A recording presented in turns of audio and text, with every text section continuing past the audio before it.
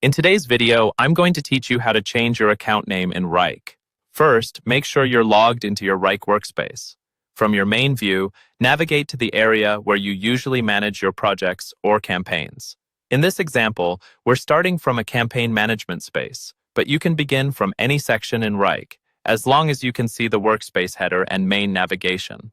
Look towards the top of the screen in the header area for the account or workspace controls. This is usually where you'll see options related to your profile, account, or settings. Click on the highlighted control there. It may appear as your profile image, your initials, or a small menu icon depending on your Wrike layout and permissions.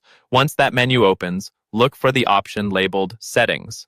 Click on Settings to move from your project view into the broader account settings area.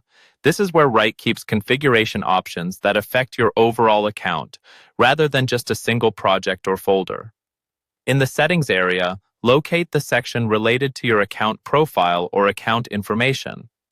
There will be a highlighted field or link that represents the current account name.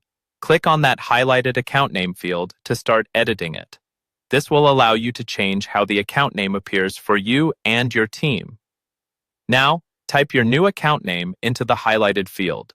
Choose something clear and recognizable, such as your company name, department, or team name. This name is what users will see in the workspace, so it's worth making it descriptive and consistent with how the account is used.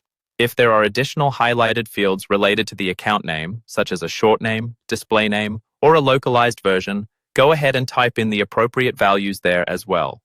Keeping these aligned helps avoid confusion, especially if your organization uses multiple Wrike accounts. You may also see another highlighted field that allows for a more detailed description or internal label. Type in any extra information that helps clarify what this account is for, like the region, business unit, or a specific function. When you've finished updating all of the highlighted fields, look for the button labeled Save Changes near the bottom or top of the settings section. Click on Save Changes to confirm your new account name.